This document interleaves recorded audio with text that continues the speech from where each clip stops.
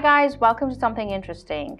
What do I have this time around? Well, I'd like to thank my friend Faisal Khan for this. I was running out of ideas and he thought that I should tell you guys about the origin of soap.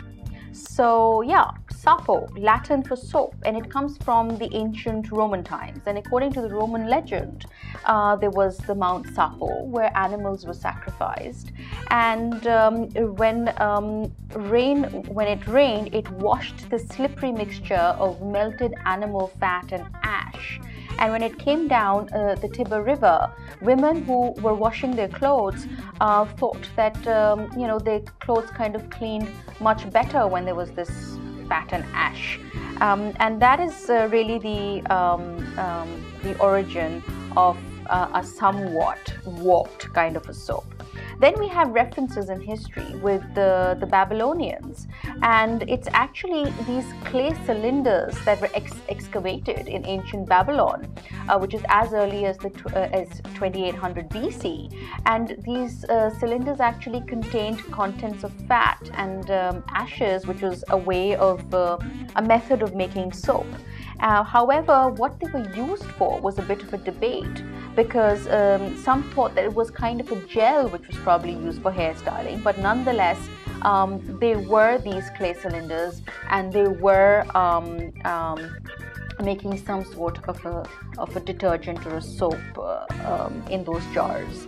And then we have references in ancient Egypt, where if you were to know, the Egyptians would bathe very regularly, and one of their very important medical document, which is called the Ebers Papyrus, which is 1500 BC, actually describes the process of making the soaps. And then it's made out of vegetable and animal oil again, and it's got some salts, and it's used for washing, for medical purposes, for treating skin diseases, and also they thought that cleaning and keeping oneself clean kept diseases away. The Egyptians kind of knew that.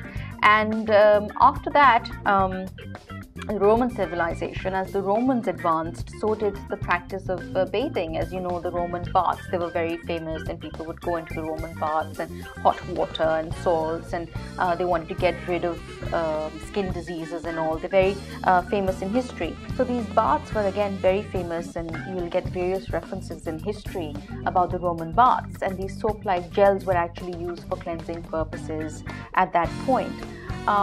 And once when the Roman Empire came to its fall, so did the practice of bathing. And in the Middle Ages, one of the contributing factors for a lot of diseases, especially the plague, the Black Death in the 14th century, was owing to the fact that people did not bathe. And it was around the 7th century that soap making was actually made into a craft.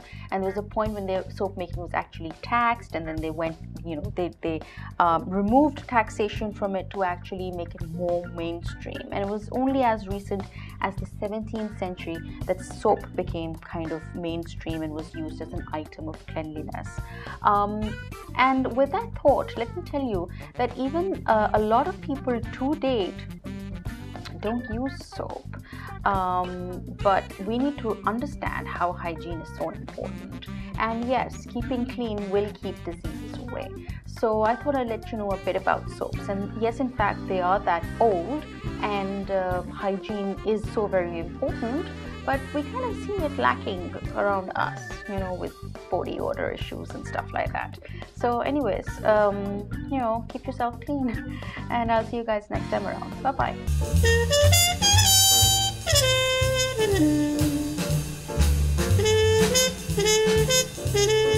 Thank you.